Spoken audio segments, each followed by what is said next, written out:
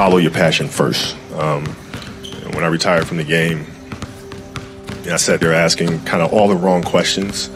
What's the biggest industry I can get into? And it's all the wrong stuff. And you got to sit there and ask yourself, okay, what am I truly passionate about? What do I enjoy doing?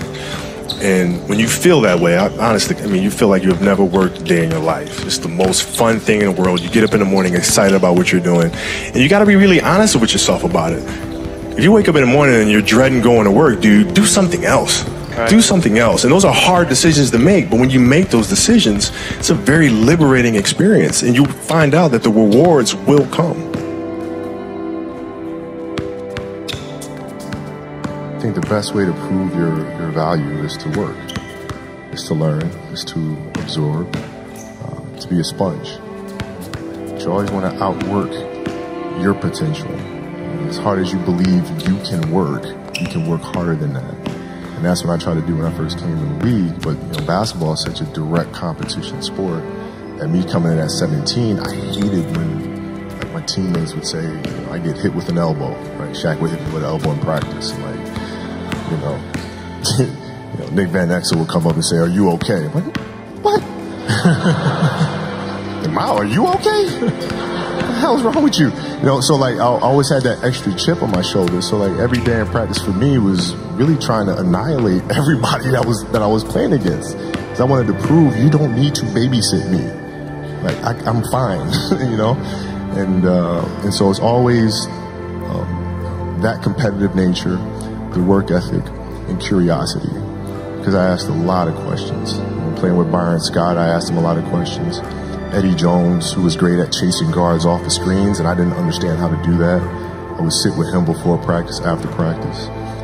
Magic, all the Laker greats, I would always sit down and just ask them questions about certain games that I studied growing up. What actually happened there? What did you feel there and why? We were playing against the Lakers, Tom, and we were out here in LA. So the game was at 7. I was like, you know what? I'm gonna come to the Staples Center because we're playing. This is when the Lakers had Kobe and Shaq. Okay, this is like the championship Lakers. So I'm gonna get there at 3 o'clock. I want to make sure I make 400 made shots before I go back into the room, and then I sit in the sauna and I get ready for the game. So, get in the car, get to the gym, get there, and as I'm walking onto the court, who do I see? I see Kobe Bryant. Already working out. So once I set my foot across that line, I started working out. And so I worked out for a good hour and a half. And when I came off, after I was done, I sat down, and of course I still hear the ball bouncing. I looked down like, this guy's still working out. He was working out, it looks like he was in a dead sweat when I got here. And he's still going. And it's not like his moves are nonchalant or lazy. He's doing game moves. I sit there and I unlace my shoes. I'm like, I want to see how long this goes. So I sit out there and watch 25 minutes. And he got done. I said, okay, I think I've seen enough. Go play, come back, get in the sauna, get ready for the game. That game, he drops 40 on us, okay? And after the game is over, I'm like, I have to ask this guy. I have to understand, why he works like that. Right. So after the game is over, I'm like, hey, Kobe, why were you in the gym for so long? He's like, because I saw you come in. And I wanted you to know that it doesn't matter how hard you work, that I'm willing to work harder than you.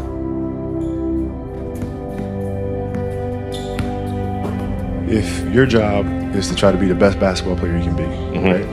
To do that, you have to practice, you have to train. Right? You want to train as much as you can, as often as you can.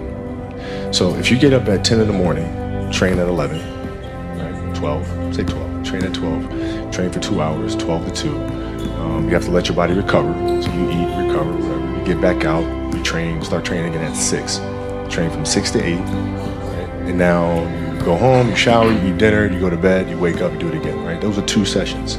Right? Now imagine you wake up at 3, you train at 4, 4 to 6, come home, breakfast, relax, blah, blah, blah. Now you're back at it again, 9 to 11, right? Relax, and now all of a sudden you're back at it again, 2 to 4, and now you're back at it again, 7 to 9. Look how much more training I have done by simply starting at 4, right? And so now you do that, and as the years go on, the separation that you have with your competitors and your peers just grows larger and larger and larger and larger and larger. And by year 5 or 6, doesn't matter what kind of work they do in the summer, they're never going to catch up because they're 5 years behind.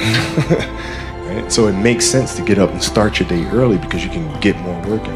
If I start earlier, I can train more hours. And I know the other guys aren't doing it because I know what their training schedule is. Right? So I know if I do this consistently over time, the gap's just going to widen and widen and widen and widen and widen, and they won't be able to get that back. So to me, it was just common sense and like thinking, how can I get an advantage? Oh, start earlier. Yeah, let's do that.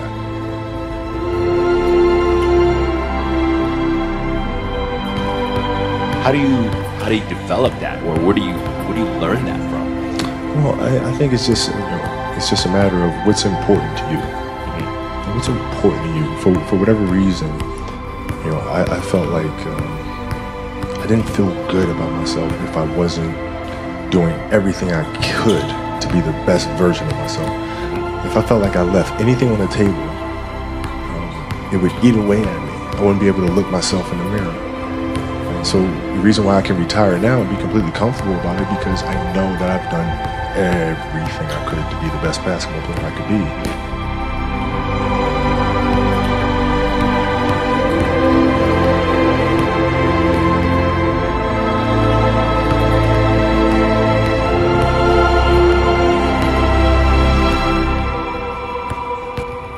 Absolutely beautiful, you guys. I can't believe it's come to an end. You guys will always be in my heart. And what can I say? Mamba out.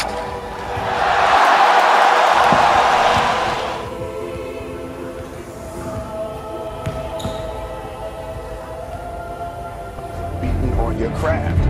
If you are not making someone else's life better, then you're wasting your time. Don't cry to give up, cry to keep going. Don't cry to quit. You already in pain, you already hurt. Get a reward from it. Now if you know what you're worth, now go out and get what you're worth. But you gotta be willing to take the hits and not point the finger saying you ain't where you wanna be because of him or her or anybody. Cowards do that and that ain't you. You're better than that. Because every day is a new day. Every moment is a new moment. So now you got to go out and show them that I'm a different creature. Now! I'm going to show you how great I am.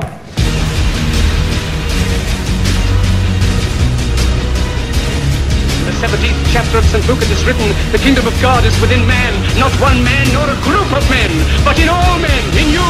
You, the people, have the power to create machines, the power to create happiness. You, the people, have the power to make this life free and beautiful, to make this life a wonderful adventure. Now, what are you going to do?